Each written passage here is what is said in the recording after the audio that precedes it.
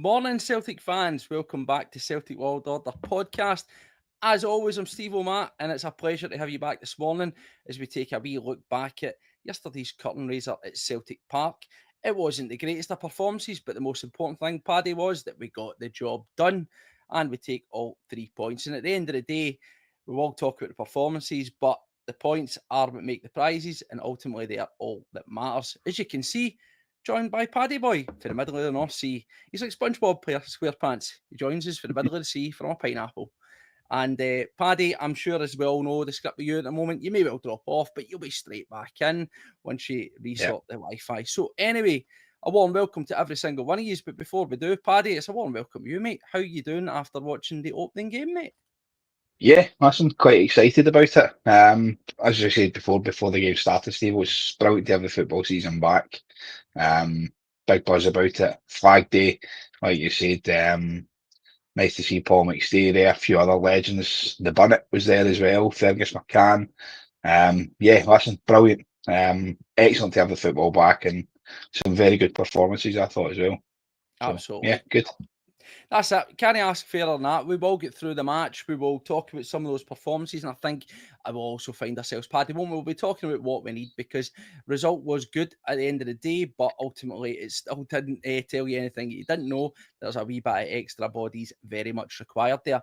But before we crack on and we get in about that, just again to every single one of you, the viewers out there, a warm welcome to you and thanks for the continued support. As we say, we didn't quite get to the 2,000. We're nearly there, 1,932 as he coming on here. So if you want to help us support the channel, hit subscribe. It costs you absolutely nothing. It is 100% free. All the content is. If you like what you've seen here, give it a wee thumbs up, share it, tell your friends, your pals, your family, get more people in this community. If you want to help out and do like the channel, you can like Smelligov. Welcome, mate. Member section. It's a wee donation. Puts everything together. Helps with equipment. Helps with running, etc., etc. And that's that. Of course, we're on the socials elsewhere. X is at CWPod 1888. Spotify, Instagram, Paddy's TikTok. You know the score by now. But anyway, let's get down to business. And before we talk about other matters, Paddy, let's talk about the big matter in hand, the one that everybody was waiting for, because we have the draw for the Champions League playoff round, and it's this. Celtic will play either Karat Almaty of Kazakhstan or a Great familiar foe. success. And yes, as a famous Kazakhstani once says, great success. They've got themselves into qualifiers, but hopefully there will be no success. But it'll be either them or it'll be a very familiar Slovan Bratislava, who you will remember we absolutely slaughtered last year in the Champions League. But you cannot take that for granted. Paddy, initial reaction to that draw, is it as good as we could ask? Yeah, 100%, mate. Listen, that's the best draw we could have wanted out of everybody that was there. Slovan Bratislava, like you said, Steve, we've done them before. I think that we go into that game full of positivity. I think that's one. I called it ages ago. If you go back on this, when the teams were released, I says we're either going to get somebody from Israel or we're going to get the Slovan Bratislava, and that looks kind of the way it's going to go, because as much as the Kazakhstanis have qualified for this bit, then yeah, I think that's about as far as they'll go. I think Slovan will deal with them. They're definitely a higher quality team. No, I'm not going to sit here and be ignorant and pretend that I know anything about Karat Almaty. Absolutely not. Zero about them. I'm not going to kid on. And I know very little about where Bratislava went from after us playing them. Obviously, they've done well enough that they've made the qualifiers there. But in terms of the team, if they added to that squad, have they strengthened? Have they sold anyone? Remains to be seen. I know they still have Strelich, I believe. He should still be cutting about there as well. Very dangerous player, someone that we should probably have been interested in, but that's another one. But no, I agree. And I also agree there with Smelgov saying, obviously, you want Bratislava over the other option for the travelling purposes. That will take its toll when you don't want to be going there as well. And I'd also imagine that it could be a worse climate to play football in potentially as well. So all those things equal, I think, is a good draw. But the one thing that I would say is twofold, isn't it? Because we'll look at it and our board are probably looking going, we can take them with what we've got. I'm pretty sure the players, although they won't say it, would be sitting there and they would be thinking the exact same. But then the flip side is I'd be looking at it, Paddy, and going, that is incredibly winnable. If we cannot qualify from one of those teams, you deserve nothing. Let's go and back the players because we will beat them. And is that not the attitude that we should be having, Paddy? Let's go all in, basically, mate. That's that. You just go for it, grab it by the throat. You speak about Kara Almaty there, Steve. Well, we've come up against Kazakhstanis before. We've come up against Karabag. We've come up against Shakhtar Karagandhi, things like that. We've come up against some of these teams before, and like you said in the chat there, the travelling to and from these games, was not one of the games as well? Shakhtar Karagandhi, wasn't it? They sacrificed a goat at the side of the park or something at half time. There was a big kind of I don't know about kick that, up but about that's it. interesting. That's interesting. There's a big kick up about I'm something not like that laughing. as well. I'm shocked. Like, what? Aye, there was something weird or something like that happened about one of the games, I'm sure. The guys in the chat will be able to keep us right. The Ibrox to try and get results in Europe. They don't normally do stuff like that. Aye, probably. Aye, no, it seems to be working. Maybe we should try it. Into wee guys. But yeah, listen, Slovan Bratislava for me, it's a cracking draw. It's one that we've got to look forward to. We've got to expect Celtic to go through from. And there you go. So, Smelgov has got all the info here. He says apparently Sevconians will face either Salzburg or Bruges should they get through their game tomorrow. Not that we care. I think if you look at the game at the weekend, no game Victoria Pilsen all the way. Yeah. No game sort of is a given for them at this moment in time. Again, side note, but no, I think very happy with that draw, and hopefully, there's me using Brendan Rodgers' favourite word at the moment. Hopefully we do. Hopefully we realise from what we saw yesterday, from what we saw in some of the pre-season games, that there's undoubtedly positions needing covered. There's quality needing added to the squad, and if ever you're going to look at a game and say that is one that's there for the taking, then you go and do it. I just think in previous games that we've had that were failed at qualifiers, where maybe the board have had that approach, mate, where they've looked at it and went, we'll take care of them. Very, very winnable games. And I just think leave nothing to chance. You know, I'm preaching to converted here. I'm sure everybody who's watching this will agree, but leave nothing to chance. The cash reserves are there. As we say, nearly 22, 23 million pound in surplus just lying at this moment in time. That's without even qualifying for Europe, whatever, and incarnation of that is going to be. That's without the potential of any other players moving on. Go and use it. It's there. Give yourself the best chance, because I think looking at yesterday, Paddy, there's work to be done, isn't there?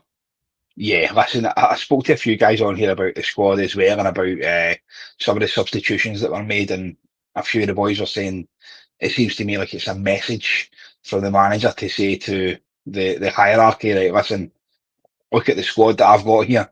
I don't think he put the squad out to lose the game.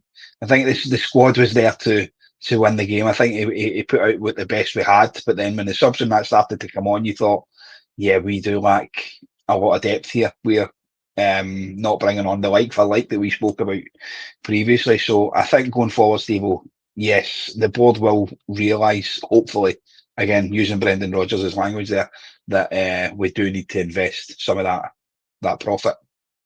Oh, there's no doubt about it. Just quick here, the question Smelgov's asking, should we try and postpone the Livy game between the ties or just go for it and play it? I would be the opinion that it's so fresh in the season. You shouldn't have to be postponing a game.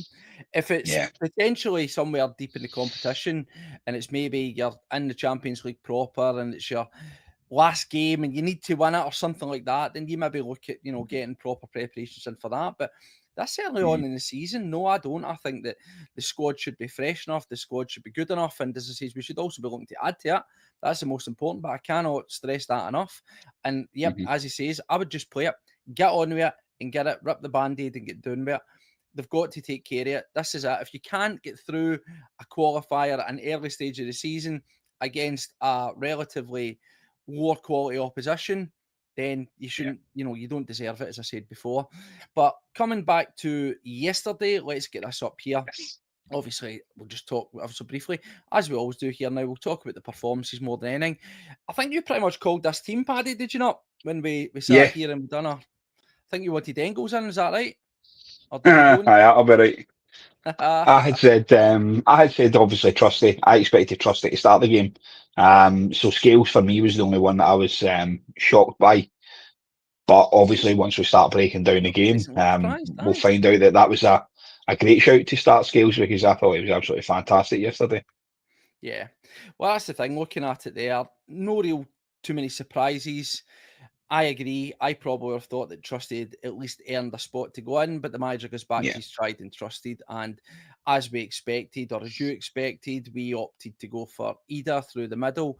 And the one that many were crying out for, myself included, who was obviously Shin Yamada, didn't even get near it, which we'll get on to. And I'm pretty much sure that will surprise quite a lot of people there.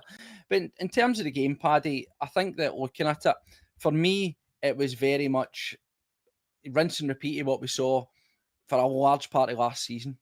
You know, if I bring this up here, when you look at the actual outright stats of the game, as you would imagine, Celtic absolutely bossing it. You know, possession, lots of shots, some of them mixed bag reaction to that, some on target, as you can see, pretty comprehensive. Lots of corners that we do nothing for. Do we need to keep going down that route there? But as you'd expect, very comfortable from Celtic, but comfortable without having any real proper cutting edge or speed. Now, don't get me wrong, look at the way that St.Mirren set up. 5 at the back, 3 in the middle, you know. So they were very much sort of setting up 2 banks, weren't they, to try and nullify us. We'd plenty of the ball, we were getting through them, we were doing all the right things, but once we sort of got to sort of 2/3 of the way up the pitch, I think the ideas started to run out. Options-wise up the top, obviously, Adam either started the game, and you seen very quickly that we had their wings pretty much dominated. I still think there's a lot of work to be done between Daizen Maeda and Kieran Tierney on that side, and the same with obviously Yang and Alistair Johnson. I don't think they've got the same telepathy that him and Nicholas Kuhn had, and you want to get that, and that'll come. That's all well and good. That'll come through time, through playing and stuff. But it was a few times Kieran putting the ball over the top and Dyson running towards it and stuff like that. So it's all a work in progress. But like you say, Steve, we dominated the game with loads of possession, loads of play. At no point did I feel totally under pressure. Obviously, with the one where Casper kind of kicks the ball out, and the lad, if he was confident enough, could have had a crack, but we kind of got away with one a bit there. But I kind of like to touch on a bit what you said there as well, Steve, about the corners. It's something that I've been going on about for ages on here. How many corners do we have? 11, 12? 12, something like that. It's 12 corners, mate, and we've done nothing with them. We've got 2 guys there, Benjamin Nigren and Arne Engels, who are very, very good at taking corners and taking set plays and stuff like that. Good delivery. We've got big lads. Adamida, Carter Vickers, Scales. Scales is the last person to score for a corner for us, is he not? He's the guy who always seems to put the ball in the back of the net, but we do nothing from him, and it's so frustrating. With the corners, mate, I feel that, see, when you watch certain teams, and I know folk don't like it, when you look at the English Prem, for example, right? Even the likes of look at what Motherwell were doing against Rangers, right? You have teams that have what you would call set piece or corner routines. It very much looks drilled. There'll be guys in certain positions, some will be dragging, some will be bending their run or things like that, right? From what I can see, because I was at the game yesterday, and a very good vantage point, thanks to Steve-O, who's watching there. I really much appreciate that. You can see everything. So great seat he's got. And I just feel that every time we get a corner, every time we get a sort of free kick that's in and around the sort of box area, there is no routine. We literally just punt it into the box and hope that somebody can get on with it. Don't get me wrong, I say punt it in. More often than not, it's a good delivery. But it's just, right, I can deliver this ball at a good height, at a good sort of velocity, and nobody's near it. It's baffling. You know, when we live in a sort of modern type of football where it's stat driven and it's all looking at, you know, analysis and things like that. So you're trying to tell me that we can't do what I keep saying it, like Arsenal and some other clubs have done. I believe, I correct me if I'm wrong, is it Hearts? There's a team in the Scottish Premier League that have employed a set piece expert. Somebody's done it. And I just think that, is that not something that we should at least be looking at? Because I remember reading that somewhere. Opportunities that surely you've got to try and maximise your chances with it. Aye, we get loads of corners. We always have done. We've got very fast wingers. We play down the wings all the time, and teams are just breaking us down. They're quite happy to kick the ball out of the park because they know we're going to do nothing for the corner. We've now got Kieran Tierney back as well, and Kieran's got an incredible throw-in on him as well. So we could use that to our advantage at some points as well, but we just seem to lack, and that's something that really frustrates me. I've said we need a set piece specialist, somebody that's actually going to score for free kicks and stuff as well. Benji Neegrin, I think, could be that person. We've obviously seen some of the YouTube clips. Him, I think there's about 5 or 6 free kicks that he puts in the back of the net on his YouTube collage. So I'd be quite happy to see things like that coming back as well. And like you say, Steve, I think it's something that we need to be looking at. We need to be addressing it, because if you're getting basically 11 free shots into the box, 12 corners with a free effort into the box, then why are we not taking advantage of that? Yeah, It's so frustrating. One stat that I would like to see is percentage-wise of Yeah. goal creation, whether that's, result in a knockdown that leads to a goal or a direct goal from a corner. I would love to know Celtic's goal creation stats from corners to actual ball going in the net off the back of a corner. Not, as I say, not necessarily direct, straight head on it kind of thing, but just either a knockdown or that over the past sort of 3 seasons, because I'm pretty sure it'd be damning reading, to be honest with you. But you're talking about performances, and I think you and I will probably have a bit of disagreeing today, but that's good. Let us know if you're watching. Comments, let us know what you think about that. Steve was saying less than 5%. I wouldn't be surprised. I think that's probably 100%. right. But I want to talk about performances, and you mentioned Benjamin Neegrin, right? Yes. Talk to me. Now, I think, personally speaking, I'm a big fan of Neegrin. You know that? You know what I was saying about him in the pre-season? And I thought that for me, it was a extremely underwhelming league debut for him. I acknowledge what you said. He was busy. He was getting himself about the pitch. And I know that sometimes we'll talk about players the likes of Bernardo who do a lot of work, and it's maybe the thankless tasks and things like that. But it's certainly not the Benjamin Neegrin that we saw in pre-season. That attacking impetus there, that just being dangerous and getting forward, he just sort of blended into the game for me. And I think in terms of starting the next game against Aberdeen, I would instantly revert back to Arne Engels, because I don't think that he really done much to merit his place, mate. I see what you're saying as well, but I think that in that game, obviously, Callum McGregor and Rio Hatate were playing pretty decent as well, and it was going down their side a lot more. I don't think he was in possession as much as what he wanted to be as well, and I don't think he was expecting basically a bank of 5 and, like you said, the 4 midfielders to be sitting basically right in front of him. Every time he did get the ball, he'd somebody on him as well. So I think that's going to take a wee bit of getting used to. I do think he did a decent enough performance. He's got a cracking delivery of the ball, even though we've got nobody on the end of them. Yeah. But going forward, like you say, going into the Aberdeen game, you mentioned Arne Engels. We all know my thoughts on Engels. Yes, I think he does deserve a chance. However, for me, Luke McCowan has made us put his name forward for that slot. Definitely 100%. A great game there. No, that's the thing. And, Punch is acknowledging that, but he's saying that, welcome in the chat, he's saying that what he was concerned about was the fact that Brendan Rodgers thought that was a good performance, even after his comments on Friday about needing quality, needing to add things. I don't think you can say first game, it is what it is. Well, you can when you take the 3 points. But what I mean is we've seen enough positive performances where I actually felt there was a drop-off. And you can blame whatever you want in terms of the way that St.Mirren set up, but that's the reality of the league that we play in against, mate. That's what we are going to be getting. So I always say this a million times. I'll say it till I'm dead. This idea of, it's anti-football, they try to make it stuffy. It is not. No team that plays Celtic or any other club have to go, Celtic we're going to play Celtic, so I mean, we better try and play expansive football because otherwise we'll get slaughtered. No, you do what you need to do to win. And it's up to us as the supposed superior club with the better players to find ways around it, to find the answers to whatever equations put in front of you. And this is going to be what we're getting throughout the course of the season, by large. teams that you're going to get that are going to play football against you are going to be few and far in between. I think it's safe to say Aberdeen will do it. I think it's safe to say what we saw against Rangers that Motherwell are probably going to do it. But if you think teams like St.Mirren or Livy or Killie or Dundee are going to go out and try and attack you, then you need to get your head around that. So it's up to Celtic and it's up to these guys on the pitch to find the answers.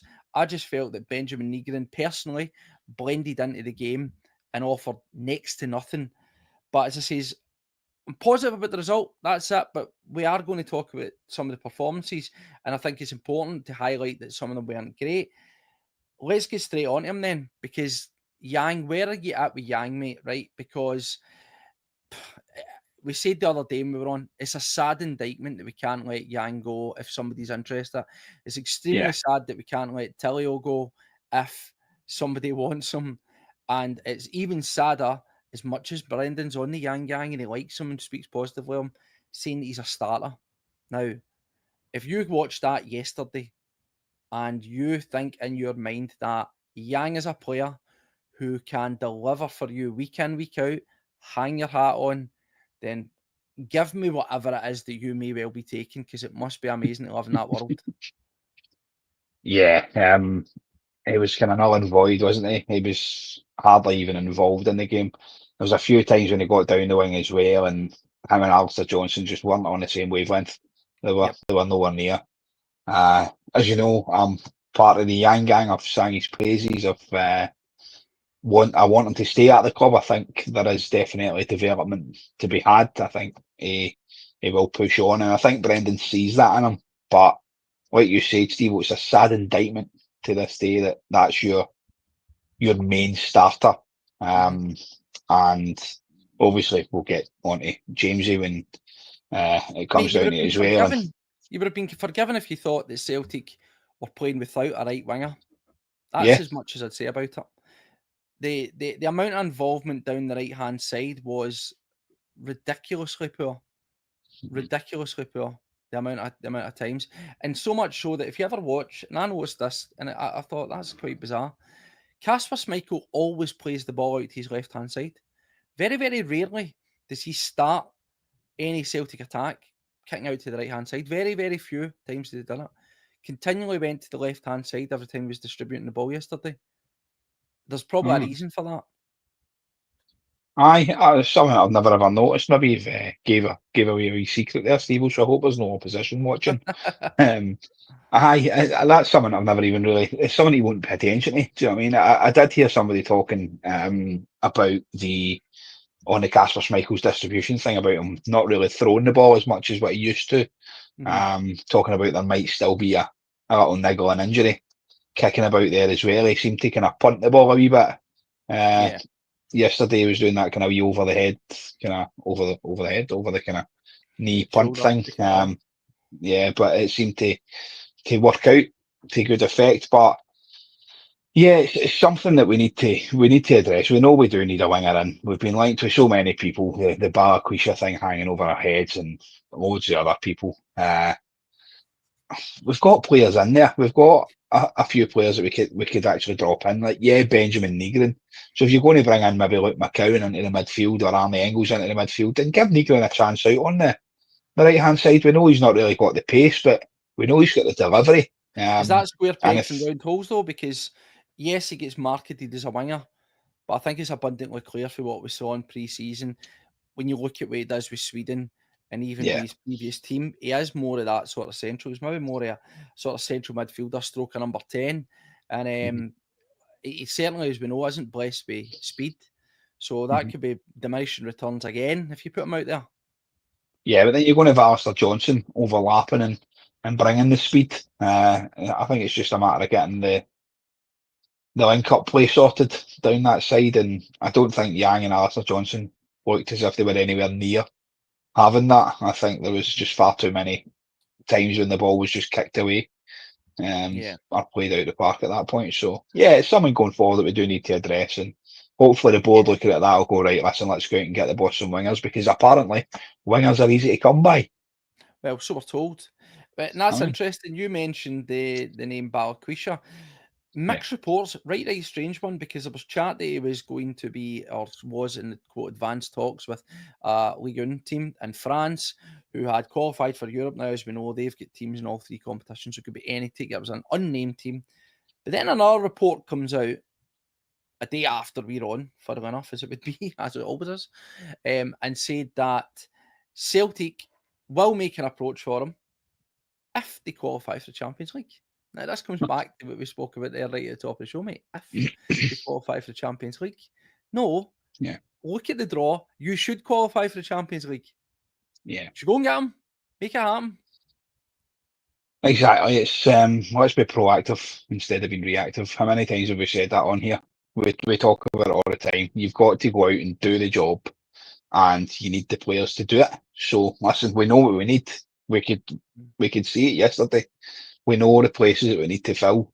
Let's fill them. Let's go out and just get the players in and go for it, because we've got a good chance here at progression. Well, there is some places that certainly don't need filled, and I think that's midfield. You touched on McCowan, of course. We'll mention a wee bit about his game sort of as we get on. But in terms of that sort of first half, up to that first 60 minutes, there was a few players that I thought were very good, and one of them is your favourite, is Rio Hatate. He just looks like a completely rejuvenated player. What I liked when I was watching him was he's doing a lot of directing traffic. There's a lot of pointing, there's a lot of moving the pieces about and looking for the ball, constantly hungry, trying his best. I thought that Maeda and Hatate were very good in the first half. I thought both of them were energetic. They were trying to do the right things. They were trying to make things move. And of course, Cal McGregor was just as steady as ever. Obviously, we had a goal that was cut off. I think at the time I wasn't having it. When I look back at it, I think, it should have been cut off. But it's good to see Hatate bought back in, because the stories had emerged sort of over the last week or so that he was supposed to have been sold a while back, and he'd agreed that. And I think that coincided with that wee dip in form. But obviously now it's probably in his interest to stay about at Celtic, as it probably is with Maeda, whether money comes into it or not. We have you on this World Cup. Because the one thing that they need is stability and they need predictability. They know that if they stay at Celtic, they're going to play every week. They're going to be first names on the team sheet.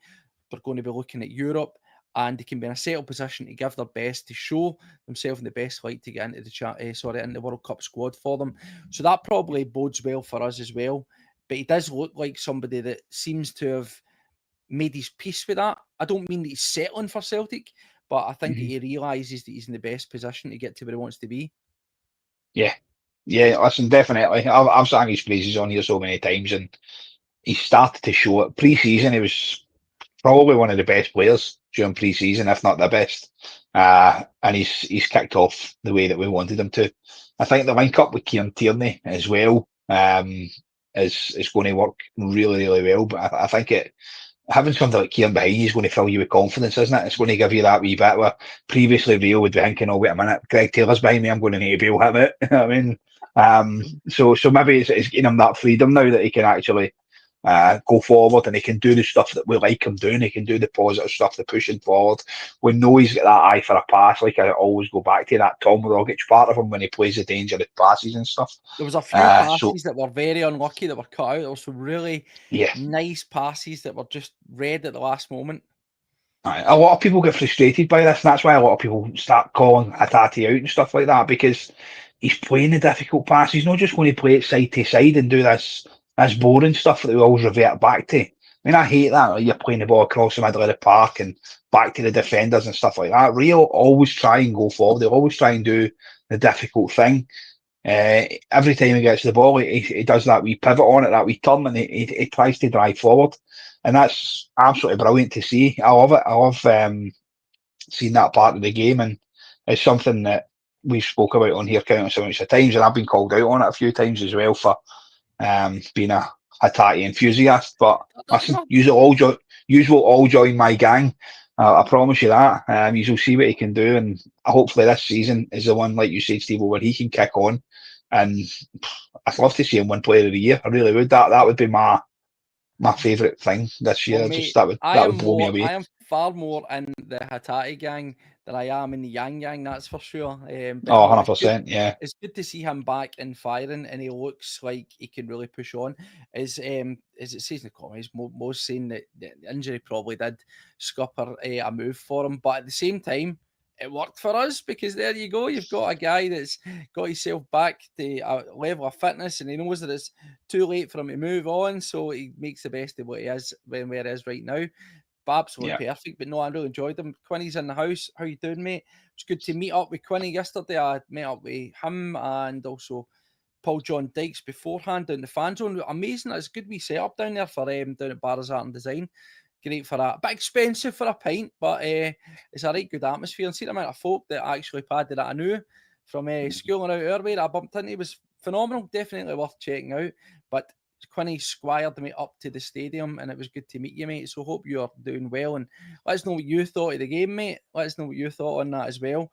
But no, it's good. Some of the performances good. And a guy that I really do want to turn and talk about was Kieran Tierney. Now, there was a comment that was brought up here, and yeah, I don't know where I'm at with it, but I was saying that perhaps the situation, it was with Smell Gob saying, but Inamura and Yamada, could they be the new Naroki and Lager Bielka in terms of not necessarily getting played? I don't prescribe to that with Yamada. I think at 25, I think it coming in to Celtic at the period where he's left the J League, where it's kind of like a wee break period for him. He's fit, he's firing, he's up to speed, he's been playing real proper match time. And as we saw, albeit in his wee cameo, there's plenty for him to offer, and definitely the kind of thing that we need. Yamada's a strange one, because we'll come on to him, but Tierney, who is obviously the guy that he's understudies under that learning tree, I thought Tierney started very, very well and very tricky. You know, just he doesn't have massive speed or anything like that, but see, just that way he kind of trundles along, and then he turns one way, turns the other, and he's away for his guy. You've seen that plenty of times. Great delivery in the box, and he looks. You can instantly went, what a difference it makes down that left having Kieran Tierney. But one thing I would say, Paddy, is by God, he faded quickly. See, about 55, 60 minutes, he looked dead. And I know it might be a fitness thing, but that again highlights exactly why, as good as Inamura's been, Celtic need to go out and get in another quality or off a standard left back that you can bring on, you know, without any worries about, without any qualms. Because when it came to the bit, with the game in the balance, he didn't put on Inamura, so that'll maybe tell you what you need to know. Aye, listen, Kieran looked absolutely brilliant going forward and stuff like that. And that one, when he turned the defender, like you say, Steve, we kind of cut back, and then he turned again and just done him for pace and put the ball into the box that nobody was anywhere near again. Was brilliant, and his delivery is incredible. It's such a level up for me. It's one of the things that I think we've really lacked. It's one of the things I think we've looked forward to for Kieran coming back. And as much as, yes, he defends really, really well, going forward for me is where the difference comes. And I just can't wait to see the link up between him and Daiza Maeda getting so much better, because once they two are on par with each other, it's going to be carnage.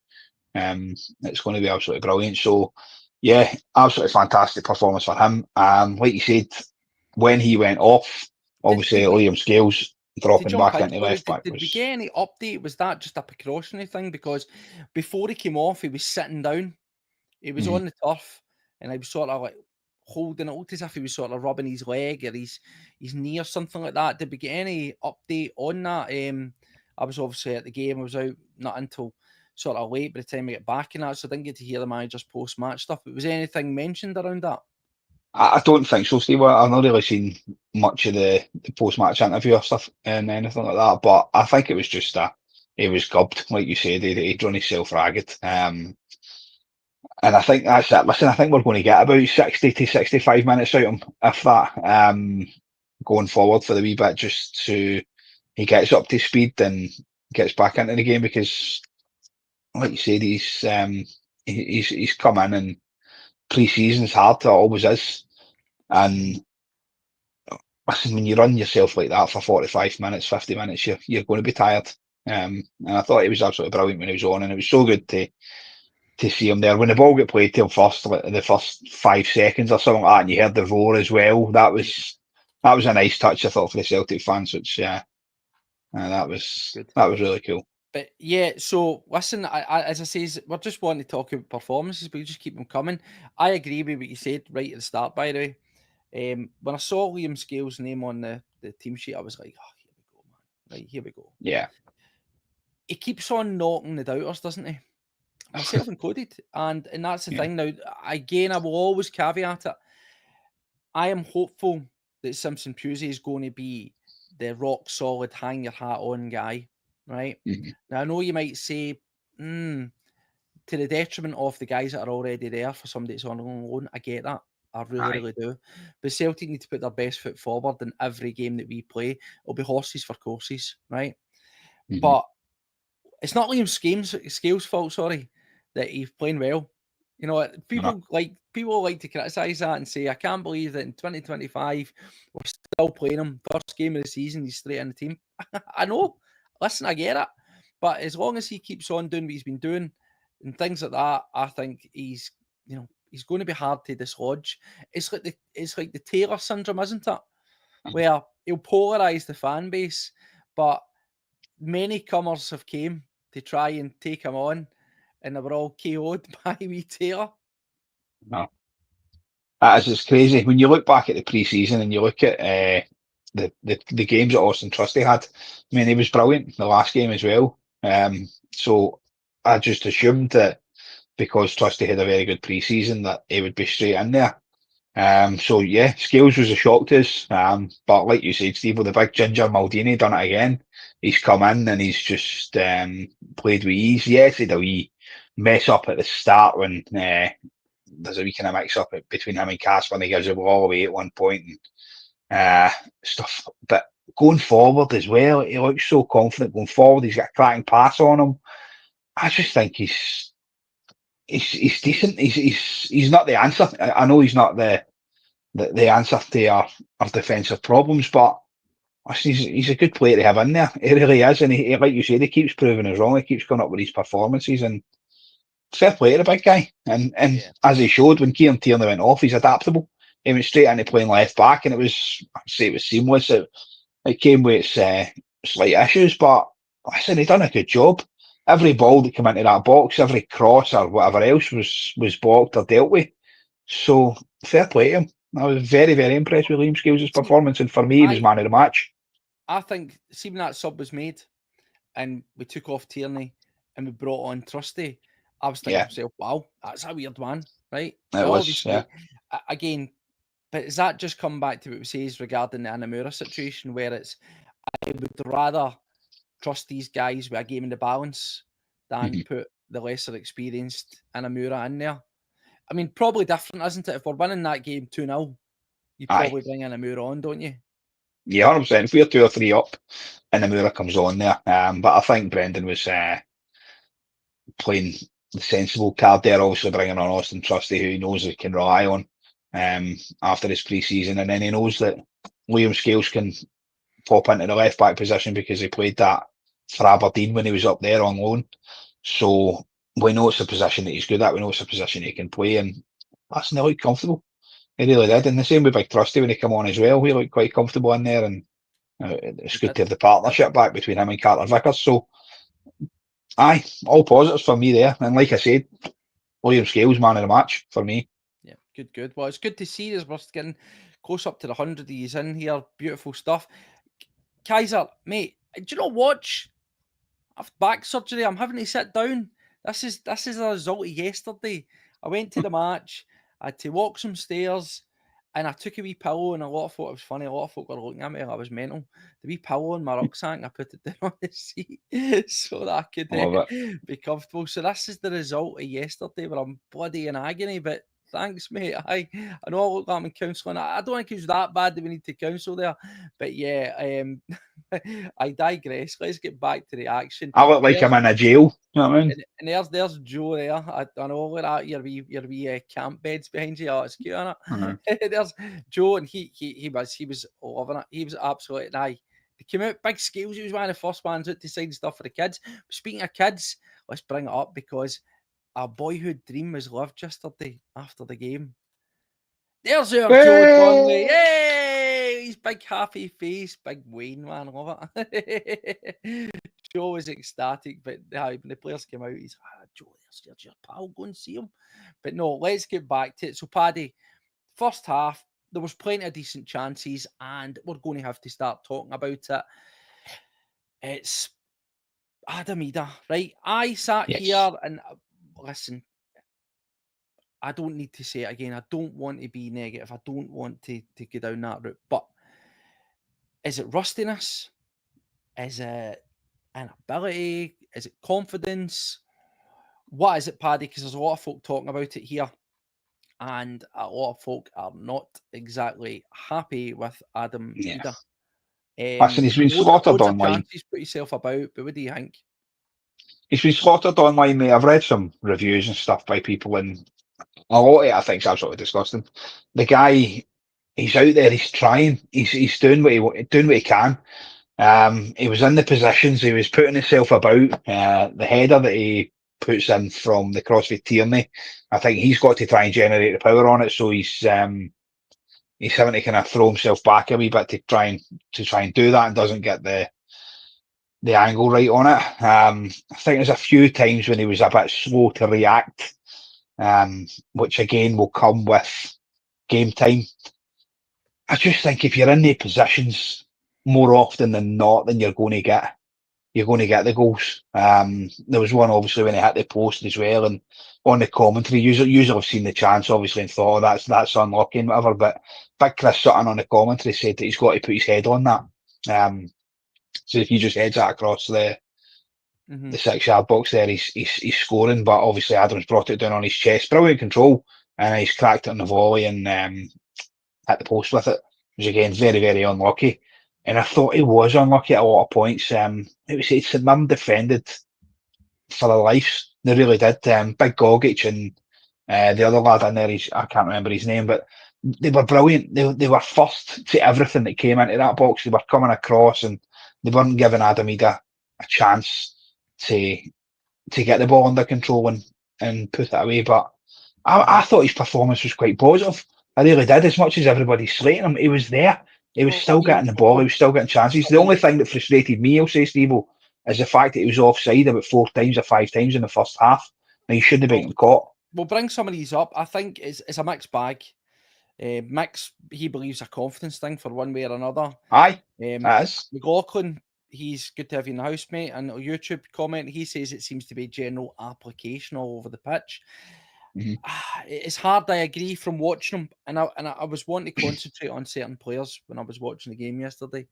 And Idah, yeah, I agree that he'll stand in offside positions quite a lot. Now we've seen that before with the likes of Kyogo, where you stand offside and you'll spring a trap and you'll get through. But yeah, he looks laboured. One thing I would say is he'd done a lot of running about. He did put himself about. But at the same time, I think he was in good positions and he was getting relatively good service, mate. I think that's the bit where it's slightly unforgivable. Yeah. Bar the one late in the second half where he chests it down and he smacks it off the post with the volley, right? Again, he's splitting hairs. Could he have attacked that with his head? Probably could have, right? But other than that, one there, not much to write home about in terms of shots on target, making the goalie work or looking like he was going to score. And I think that's the problem that folk have got there. Obviously, we saw Daizen Maeda gets a chance and he doesn't take that as well. And that's the one thing that maybe would concern me a wee bit, is you need to make a choice with these guys, because if Maeda is going to be through the middle, which I think he should be the go-to striker, you keep him firing and fit and he'll hit the target more often than not. Look at some of the chances, even the pre-season, that he's had because he's been working out in the wing, but he's not getting the service, where the chances are falling him less regularly. That's where you're almost reverting back to the Maeda of old, where he's not taking the chances because he's not in the swing of doing it, and it's to the detriment of the side. It's a balancing act, mate. You've got to make a choice, and I actually think that he lasted. I still don't know why he lasted so long in the game. Not to be disrespectful to him, I just don't know why he lasted so long, because it was abundantly clear he wasn't going to score, mate. Yeah, it did look like that as well. And like the guys are saying there, I think it was a confidence thing.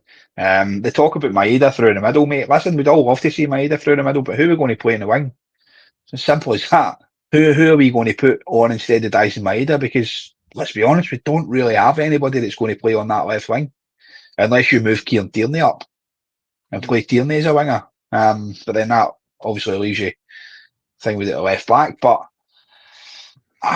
he's going to frustrate people. It's going to be frustrating, and I just think that he was there, he was in the positions, and if he keeps doing that, it'll come.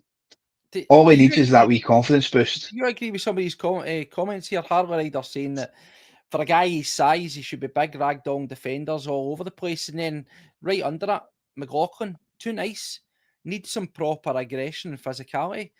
I mean, I think that's been Andrew uses my phrase, a lump of wood. And listen, this isn't a pile-on. I'm just bringing up what you guys out there are saying. So let us know if you're an Adamida fan and you can see it. If you're on the Paddy train, because I ain't going to lie, Paddy, I nearly took a heart attack when I spoke to you yesterday. And I was venting about my frustrations with you and you were singing these praises and how confident you are that you can kick on. Please do tell, not to say that you're wrong. Nobody's here to say that I'm right, you're wrong, and so on and so forth. Where does this confidence come from? Because it seems in the comments here that the confidence and the patience is slightly running out. I asked you a question on our last show, Paddy, is how many of these 60, 70-minute runouts does he get without returning a goal? Yeah, and they actually asked it on the game as well. Was it Crocker, whoever was doing the commentary, asked Chris Sutton, how many chances does Adamida need to get here? And listen, I know it's frustrating. I know everybody's excited to see Shin Yamada come in there as well, or see Dyson through the middle, or see this change. And yeah, we are excited to see it. But as I said before, Adamida is our number one striker. He's the guy that we're going to be progressing. Yeah, he is. Aye. Is he, or is he Brendan Rodgers? I know you say, well, if he's Brendan Rodgers' number one striker, that means he's a number. But what I mean is he a Brendan Rodgers? Like, I'm sticking my heels in. This is my guy. I paid the money for him. I made the board cough up. I will play him, and it'll be the hill I die on. Is it one of those situations, or is he not really our first choice striker, but the manager's just, as some people say, proving a point? I don't think he is proving a point. By stats and work rate, I don't think he's Celtic's number one striker. I don't think anybody in that coaching staff can honestly look at him and think he should be Celtic's number one striker. I think it's a personality thing for Brendan Rodgers, doubling down on the guy that he brought in. If that's the case, then why isn't he playing Arnie Engels as well then? And Austin Trusty, the guys that he brought in? Do you know what I mean? For me, Adamida going forward is the best option that we've got. You can argue the toss that he might be our only recognised striker, and I hate doing that. But that's why I still think in his mind, for whatever reason, he still sees Maeda as a winger. That's it. And I don't think he has the confidence in Yamada at this moment in time. I don't even know why he didn't give him a run out, but doesn't have the confidence in him at this moment in time. And certainly Johnny Kenny, again, just throwing him out there. Like, we'll talk about Kenny at some point, but for me, I just think that he's completely by default in the mind of Brendan Rodgers. That's why he's the number one striker. It's a guy he brought in. I think you can argue the toss and say, well, why is not Argen Engels not in there? Well, we've got far more viable options to rotate it out, whereas arguably we don't. That's where I'm at with Adamida, mate. That's that. We've got viable options for replacing Arnie Engels, so that's why Engels has been replaced. But we don't have any viable options to replace Adamida. We can't play Dyson Maeda in there because we get nobody else to put on the wing. Johnny Kenny, for me, isn't up to speed, isn't up to scratch. He's not ready to play for Celtic. And the fact that Shin Yamada can't even go on in front of Johnny Kenny after being coming to us, like you said, he's played 22 games this season or something like that already, Shin Yamada. Like a closed break type thing for the. So they're in a closed break. So he's coming in. He's the fittest player in our squad because he's already played 22 games. So why is he not getting on the park? Why are you playing Johnny Kenny over him? And that was the frustrating thing for me, was everybody's there and you want to see the new signings, you want to see these new guys. Oh, this guy's quicker than Dyson Maeda, this guy brings this guy brings that. Scored a goal in pre-season, looks absolutely brilliant. And then you don't get to see him, you bring on Johnny Kenny when you're still needing a goal. Do you know what I mean? It's so frustrating. And I just feel like going forward, Adamida is going to be the guy, like Brendan Rodgers will put him up there. How many games he's going to get, I'm not 100% sure, but I think it'll come. I really do. And I'll get a lot of stick for it, but I'll hang my hat on it. Here's an interesting one that McLaughlin says, right? Now, I I normally hate these theories, and I hate that a manager's proven a point by who he brings on and who he starts. I hate that, because I think that's a game of Russian roulette. That's a dangerous game to play, to try and be that stubborn and stick your heels in the ground to try and prove a point, to send a message at the risk of maybe losing a game or drawing a game. I think it's mental. But this I can maybe understand, because again, and I hate saying it, we should have enough to get. I mean, we're looking at some of the games, but I'm looking at Aberdeen thinking instantly next week that's a tough game. And then I'm looking at Rangers again, regardless of how they play, you still got to say they're a tough game on paper. So you think you could probably get through those first 3 games by diminishing or minimising the potential time on the pitch for Yamada, because you're still singing, give us a striker, give us a striker. Because if you bring him on, and let's just say you're scoring every single game you bring him on, then, oh well, that's that. Problem solved. There's your striker. So I kind of understand a wee bit of that. I kind of do. But is that just fanciful stuff to think that the manager would do such a thing? Listen, some of the guys on here have said it as well. Speaking to a few guys yesterday about it, and that's what they said.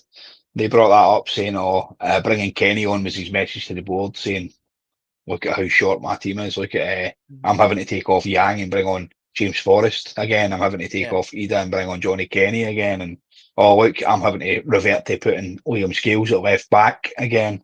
And yes, you can see that little bit, but I don't think for a second that the manager was doing it to detriment the squad at any point. I think it was to be a bit crude about it, pissing with the cock that he's got.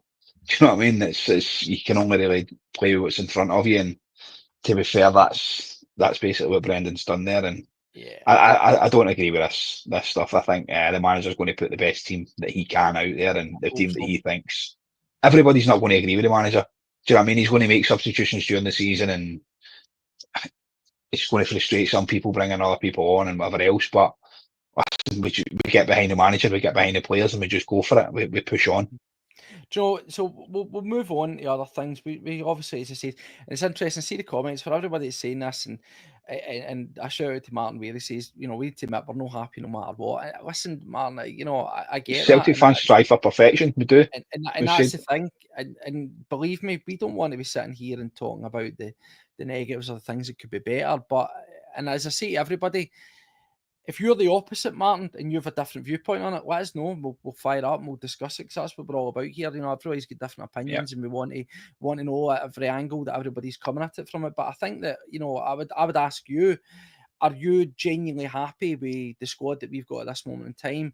Are you happy with some of the performances of some of the higher tariff players so far, that you have just outright confidence it's going to suddenly click? Because I think the underlying, from what I've seen so far in the comments and I've seen online, is that this could have been cut and paste. You could have played highlights from multiple games of last season and it would have looked the same. And I think that's it. And we can say first game of the season, and that it's not really, because they've had a full pre-season. We always sing the praises of, you need a full pre-season, get yourself up to speed, get yourself familiar with the tactics, bed in, gel, so on and so forth. They have had that. They've had a full summer of it. So we can't just say it's the first game. That's where I'm at. Yeah, listen, I understand that, and that comes down to me. That falls onto the old Arne Engels debate between me and you as well. You're telling me that Arne Engels, once he gets a pre-season under him, he's going to be a new player and he's going to push on and blah blah. And listen, I'm ecstatic. I hope he does. I really do. And I'm not an Arne Engels hater, as much as everybody wants to put it out there. I just think the guy really needs to get the finger out and cement his place. Like we said, McCowan came on there, Steve, and for me, Luke McCowan has cemented his place. Let's get the positives in there. He was obviously the guy that scores the goal. As it says, escape to victory. I loved the way that he put himself about. There was a lot of big questions. A lot of big questions there regarding, people were saying if we were to get another player in, who would be the first one to fall, and his name was there. He instantly launches himself well ahead of Bernardo. Yeah. Probably ahead of Engels still. Yeah. And then Nygren, again, first game for him. I think he let himself down. He wasn't bad, but he wasn't what we've seen. So I think when you look at that game, particularly when you look at Aberdeen away, and you know that Aberdeen going to be a tough game, that level of fight, that level of drive and desire that he's got, that could be instrumental for that match there, because Hatate looks like he's firing up for it. McGregor looks like he, is very comfortable. It's who you add in there. And we talk about fight and desire. He came on, mate, and he made the best of absolutely every single minute that he was on that pitch. All over it. Luke McCowan knows the Scottish League really well. Do you know what I mean? He's played in it pretty much all his life. He got himself about. When he gets on the ball, he's confident. He's got a cracking range of passing, and he's not scared to have a shot. He's very like David Turnbull. If you think back to the way David Turnbull plays, he doesn't make many mistakes. He doesn't give the ball away a lot, and he can fairly strike a ball. Yes, we got lucky with that one yesterday, a little deflection off it and stuff, but the pivot that he does to get the ball onto his left foot in order to get it away, absolutely fantastic. Do you know what I mean? And that's what you need. That's what you want for your midfielders. That's what we wanted for Benji Neegrin. That's what we want for Arnie Engels. And if these guys aren't going to do it, then we Chocolate Bar will. He'll come in there and do that, and he'll take their place. And I'd love to see that. A wee player that we've signed for £1 million for Dundee is going to come in there and take this place. Just a little boy living his dream, and that showed. He come on with passion and desire. And if you look at that squad last night, Steve-O, the Scottish guys were the ones for me that were driving and pushing. See, when I say that's what I want. See, when I say this, I don't mean this with disrespect to McCowan. Phenomenal player. But do you think the fact that there's something so rudimentary, so meat and two veg about his football, that it just works? What I mean is of course he's got a good touch, a good pass, a good shot. So he's technically well. But what I mean is, you look at certain players, you'll maybe look at an Arnie Engels and you go, oh, he's a technical player. It's all gifted, It's all about the touch. It's all about the pass and this and that. Or you maybe look at Carter Vickers and go, oh, he's solid. He's just so tactically aware, positionally aware. You look at McCowan, and yes, he has these things, but there's not. You don't instantly go, oh, he's a tactical player, or he's he's this type of player, he's that type of player. He's just, I don't have the term. He's just a player. He's just a footballer. He just gets in about it. He does the simple stuff really well. Yeah, there's just something so basic about his approach to the game. It's direct. It's like, dare I say it, it's like, we guys down the park. He's the ball. I'm going to make something happen. And sometimes it's great to have these guys. Think of like your Barry Robson. Very similar. It's that. Give me the ball. I'll take care of business. It's that grit, that determination. Celtic fan as well. Somebody that gets it. And sometimes that's all it needs, Steve. You don't need to be the most technically gifted to play in the park. If you get the heart and you get the passion and the desire. No, Paddy might be paused. But I'll continue whilst Paddy sorts himself out as he sees normally drops out and then jumps back in. But no, McCowan, this is the thing. There's a lot of love for McCowan going around here. Smell Gustin, when the bought, thought straight away he's great for domestic. And that is it. It's always we say, it's horses for courses. And the thing that was great about McCowan was he comes on, and as we said, he shows that fight. He shows that desire. He's putting himself about the pitch. He's covering every blade of grass. Now, I've said that I didn't think that Neegrin had a great game. There's a few folk there in there that are saying that, thought that he was very good and that he just needs a wee bit more time. He was unlucky not to score. He probably should have had a goal on himself there. But yeah, and Paddy is back. Sorry, on you go. You were just talking about sorry, right. I was saying the Scottish guys, they were showing that grit, that determination, the bite, the desire. And McCown's got all of the attributes, like you say, Steve. He might not be the most technically gifted footballer, but see if you've got everything else there. I'd have you over Arnie Engels, over Benji Neegrin, over Paul Bernard. You'd be in there straight away because you know what it means. The Scottish players yesterday were fantastic. Kieran Tierney, living his boyhood dream. Callum McGregor, living his boyhood dream. These guys get it. They understand what it means. They understand what we want. We strive for perfection every single week, and you've seen that these guys, they know that. And Callum McGregor, for me as well, he was brilliant yesterday. Driving forward, getting the ball, pushing. What about He was everywhere again. What about the one that we thought was a goal? You saw the emotion, you saw the drive, and the ball hit the net. It's cut off for a handball. On second playback, it is a handball. It does hit him high, but and it's unfortunate, as he turns to make the shot, it hits him in the elbow, and it just sort of tees it up in front of him. So that's why it's given. It's not the first one. When you see it hits him, and I know you can say if it hits off you and then it comes onto your hand, it doesn't count. But I think the way they've probably looked at it has been almost like he's been playing a wee bit of keep you up of his arm, albeit that it's kind of neither here nor there. Do you think that was just choking to cut it off? I think it was a wee bit of that. For me, where's his arm supposed to go? His arm's not in an unnatural position. It's sitting. Garbage. Yeah, of course they do. And they talk about unnatural position. If your hand's away from your body and things like that, then obviously they can look at it and chop it off. But I think it was just what can we do here? Can we chop it off? It's just happened just below the t-shirt line. Right, chop it. Talk about it after, and he's not going to back it up. As he had came out and said, "Listen, I hit this underneath the shirt line. It's a handball. You can argue it as much as you want, but at the end of the day, by the rules, it's a handball." Same with the Gogic thing as well. When the boy goes to clear the ball and kicks it off Gogic's hand, everybody's going, "It's a penalty. It's a penalty." That can't be fair. If you read the rule book, it states if a player in your own team hits it off your hand from that kind of distance, there's no penalty. There's nothing there. Do you know what I mean? So they quickly get rubbished. I went on just on a side back to McCowan. Mate, what's that moustache of it? I know it's a side, no, I don't care. Mate, he can have a pencil waxed moustache for all I care, as long as he puts in performances like that. But I think it's unacceptable in 2025 for young laddies to have curly mullets and moustaches, right? I'm just not having it. I'm just jealous I couldn't grow a mullet like his, but the moustache is a bit of a best strange one. Maybe his missus likes it. Maybe that's what the deal is. Yeah. Well, Paddy, as we say, we've went round the houses with it. Happy. We'll call it there, but happy with that. As I say, we find ourselves 2 points better off than the rivals.